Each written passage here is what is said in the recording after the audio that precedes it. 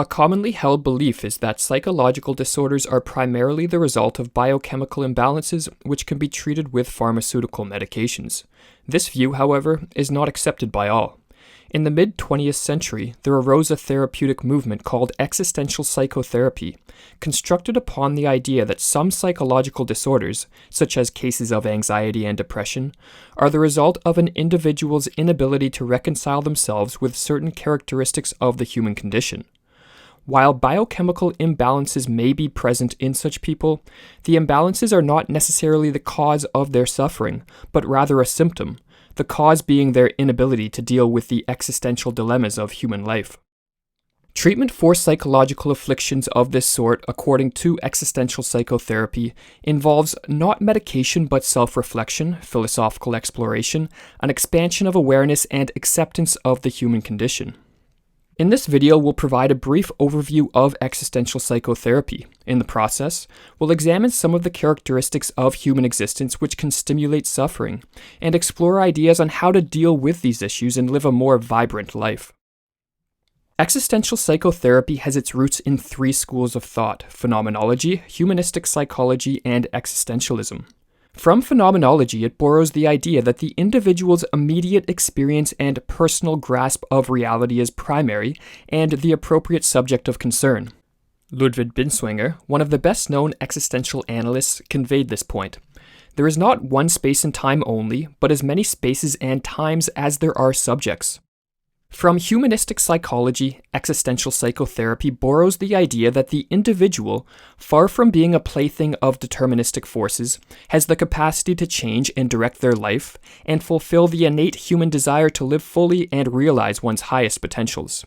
And finally, existential psychotherapy borrows many insights concerning the human condition arrived at by existential thinkers of the past.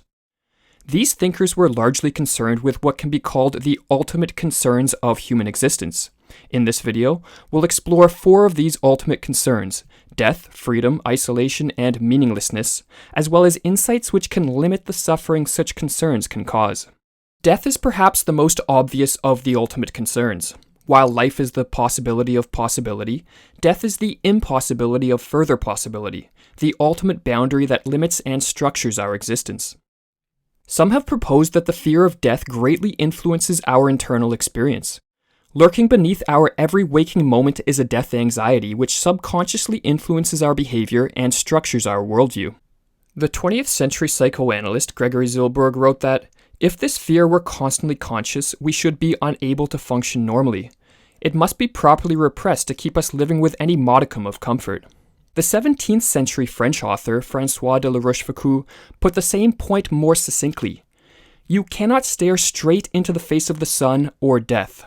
Robert J. Lifton, a psychiatrist and author, proposed that human beings repress the fear of death through the attempt to achieve what he called symbolic immortality. According to him, there are three main ways this is done: the biological mode of living through one's progeny, the theological mode of believing in an afterlife or reincarnation, and the creative mode of attempting to live on through one's works. Some have noted, however, that there is a danger in repressing one's fear of death too much, arguing that we need a little bit of death anxiety to seep into our conscious experience to help us live more fully. The philosopher Michel de Montaigne urged that we need to practice familiarizing ourselves with death, keeping death in our rearview mirror, so to speak. He who would teach men to die, wrote Montaigne, would teach them to live. In his book Existential Psychotherapy, Irvin Yalom nicely summarized the benefits of becoming more closely acquainted with one's fear of death. A denial of death at any level is a denial of one's basic nature, and begets an increasingly pervasive restriction of awareness and experience. The integration of the idea of death saves us. Rather than sentence us to existences of terror or bleak pessimism, it acts as a catalyst to plunge us into more authentic life modes, and it enhances our pleasure in the living of life. While death is the most obvious of the ultimate concerns, freedom is perhaps the least obvious. It is usually assumed that freedom is intrinsically desirable, but quite frequently individuals are apprehensive about freedom, and in the words of Erich Fromm, can even develop a fear of freedom.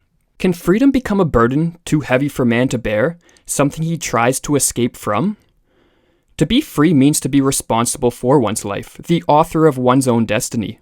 Because of the overwhelming seriousness and importance of this task, people frequently flee from freedom and hence the responsibility of determining one's own path in life.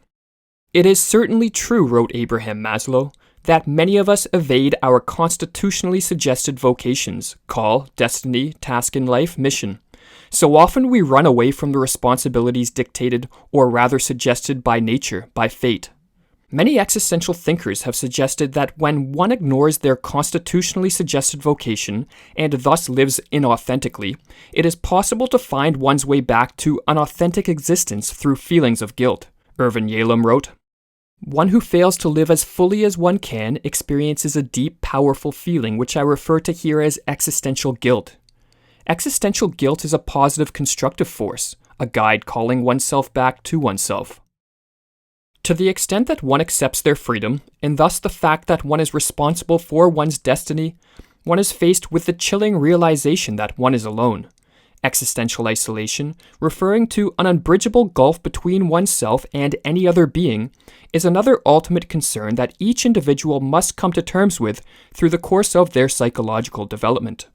The 20th century psychotherapist Helmuth Kaiser wrote, "Becoming an individual entails a complete, a fundamental, an eternal, and insurmountable isolation."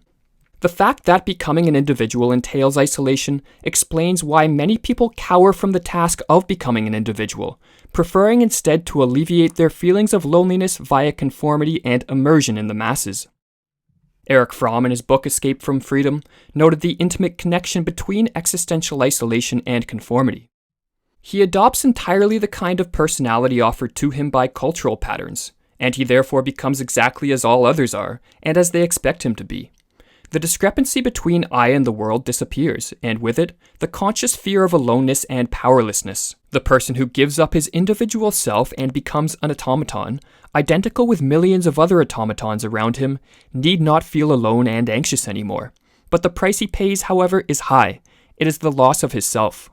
The path to becoming an individual requires that one not flee isolation, but embrace it, suffer it, and develop the ability to actively face the feeling of being alone and abandoned by the world. The feeling of being alone and abandoned by the world can force one to question the meaning of life, another ultimate concern each individual must wrestle with. It is very common for people to struggle with the question of life's meaning, which Albert Camus called the most urgent question of all. But confronting this question is of the ultimate importance, for as Carl Jung commented, "Meaning makes a great many things endurable, perhaps everything." Many existentialists have stressed that the ultimate meaning of human existence is unattainable. As Viktor Frankl put it, "The ultimate meaning necessarily exceeds and surpasses the finite intellectual capacities of man." But while the ultimate meaning of life may be out of our grasp, this does not preclude one from finding personal meaning, or meaning to one's own existence. Modern humans face the task of finding some direction to life without an external beacon. How does one proceed to construct one's own meaning, a meaning sturdy enough to support one's life? Although constructing one's own meaning is an individual task requiring an individual solution, numerous thinkers have isolated self-actualization as a particularly potent solution.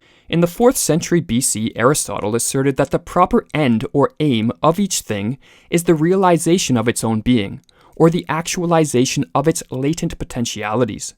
An acorn's proper end is to develop into a healthy oak tree, while the individual's proper end is to actualize the latent capacities within, an idea expressed in the ancient Greek poet Pindar's assertion to become who you are.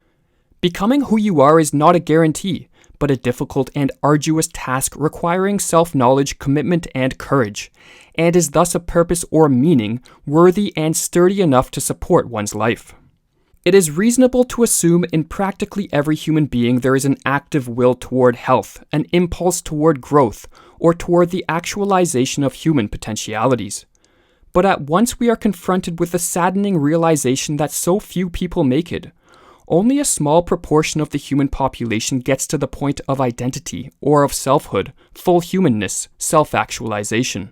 While the ultimate concerns which structure and limit our existence, death, freedom, isolation, and meaninglessness, can be burdensome, fear-provoking, and even tragic, it is possible to come to terms with them by reflecting on the human condition and actively working towards an acceptance of the fate which binds us all. Although these ultimate concerns are problems which have no single solution and cannot be solved once and for all, it is important to remind oneself of Seneca's insight into the power of the human mind. There is nothing too difficult and arduous for the mind of man to be able to master, and that does not become familiar by constant meditation. Each of us has the ability to integrate the ultimate concerns of human existence into our being, meditate upon them, and eventually rise above them. For as Nietzsche said, there are heights of the soul from which even tragedy ceases to look tragic. Or in the words of Carl Jung, the greatest and most important problems of life are all fundamentally insoluble. They can never be solved, but only outgrown. What on a lower level had led to the wildest conflicts and to emotions full of panic, viewed from the higher level of the personality, now seemed like a storm in a valley seen from a high mountaintop. This does not mean that the thunderstorm is robbed of its reality. It means that, instead of being in it, one is now above it.